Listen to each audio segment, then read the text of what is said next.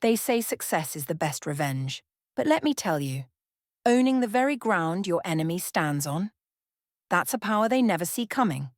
Let's rewind. My name is Kendall Hartley, and up until 3 months ago, I thought I was living every woman's dream, married to Liam Hartley, the CEO of Hartley and Crane Development Group. Together, we were the polished power couple you read about in lifestyle magazines.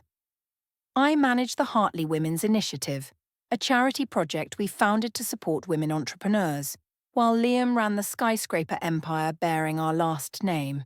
We were building a legacy, or so I thought.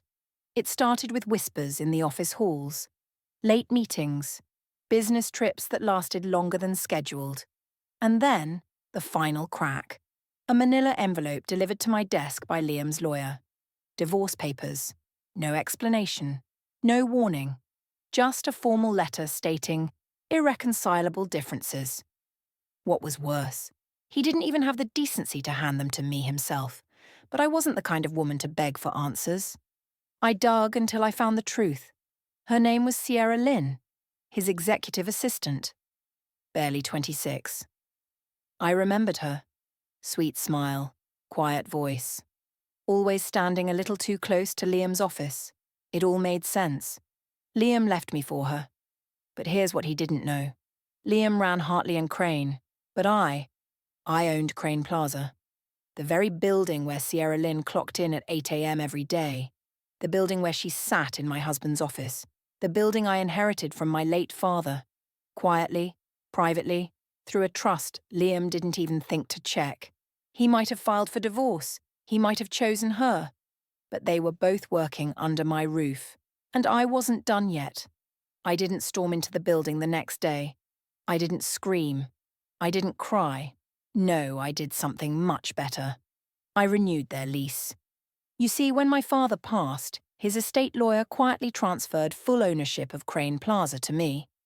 Liam never paid attention to paperwork outside his own empire, and I let him keep thinking Hartley and Crane only referred to his half of the legacy. Crane Plaza, the tower his company occupied, was mine. I had been considering selling it, but after the divorce papers landed on my desk, I saw its true value.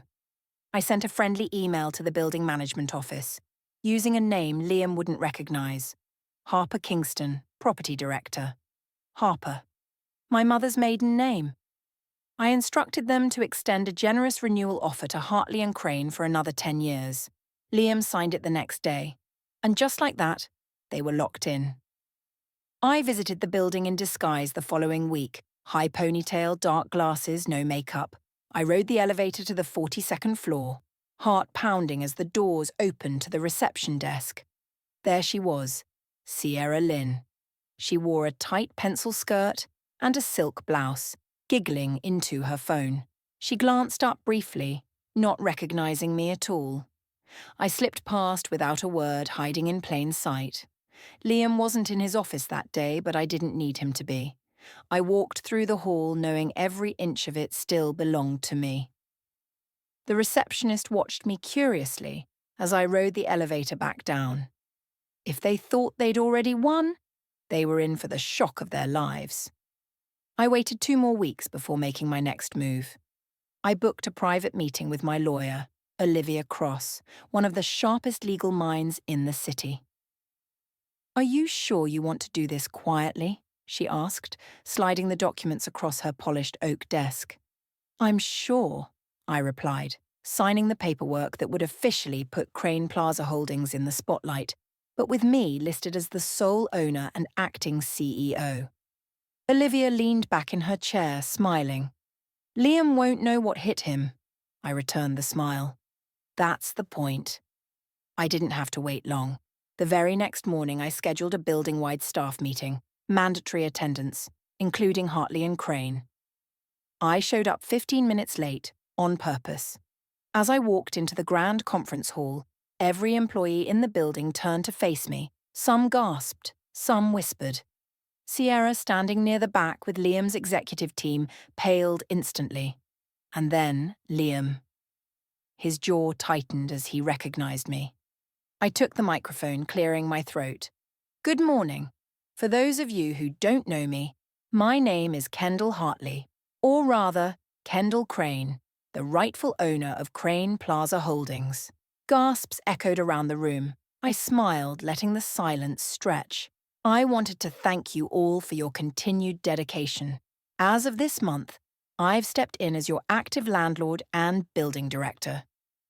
My eyes scanned the crowd until they locked on Sierra Lynn, who suddenly looked like she wanted the floor to swallow her whole. Liam's face burned red. Thank you for your loyalty, I finished, stepping off the stage without sparing him another glance. I could feel his rage from across the room, and I loved every second of it. Liam didn't waste a second. By the time I reached the elevator, he was charging after me. "Kendall!" he hissed under his breath, grabbing my arm before I could step inside. "What the hell do you think you're doing?" I turned to face him, calm and collected. "I think I'm doing what I should have done a long time ago." He leaned in, his voice shaking. "You blindsided me. You planned this."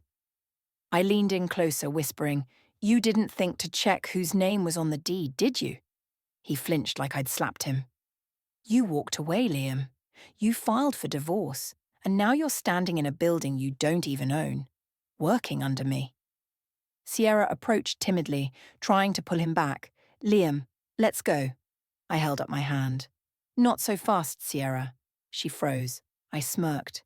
"Since you like to handle personal matters outside of your official duties, I wanted to remind you of the fraternization clause you signed when you joined Hartley and Crane." Her eyes widened.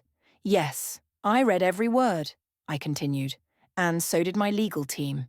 You breached it the moment you started sleeping with the CEO. Liam's face twisted in fury. "You wouldn't—" "Oh, I already have," I interrupted, pulling out a copy of the HR policy with Sierra's signature highlighted. "Consider this your official notice. You have 30 days to vacate your offices if you breach again. And since you already have, I'll expect your keys by the end of today." Sierra turned pale as a ghost. Liam's fists clenched at his sides. "You can't kick us out," he growled. I smiled coldly. "Watch me." By the time sunset painted the city skyline, word had spread across the building. Hartley and Crane had lost their lease. Employees whispered as they packed up their things. Some glanced at me with sympathy, others with awe. Liam stormed into the lobby one last time, dragging Sierra behind him. "This isn't over," he warned through gritted teeth. "You'll regret this." I tilted my head, holding my ground. "Regret? Oh, Liam." I let out a soft laugh. "You filed for divorce to marry your secretary." I leaned in, dropping my final words like a dagger to the heart. "And I just evicted you both from my empire." Liam's face turned scarlet. Sierra's lip quivered as she blinked back tears. I watched them step outside, lost in the reflection of the glass doors they'd never walk through again. I turned to Olivia, standing quietly by my side. "Lease the office to someone who actually deserves it," I ordered. "Someone who respects the ground they stand on." She nodded, and just like that, I walked away from the ruins Liam thought he'd left me in. Weeks passed. The headlines blew up. CEO ousted by ex-wife who secretly owned his headquarters. Investors pulled out. Liam's reputation crumbled. Sierra disappeared from social media completely. I didn't watch it like a victory parade. I watched it like a woman who had finally let go. I poured myself back into the Hartley Women's Initiative. Only this time, under my name, alone. I partnered with local businesses, provided grants to women starting over, and made Crane Plaza a beacon for female-owned enterprises. One morning, as I reviewed grant applications, Olivia walked in with a fresh stack of offers. "Another tenant proposal," she said. "A woman-owned tech startup." I smiled, knowing I had turned betrayal into purpose. I glanced at the papers on my desk. My desk, my building, my life. I wasn't just the woman who lost her husband. I was the woman who reclaimed her power. And I was just getting started.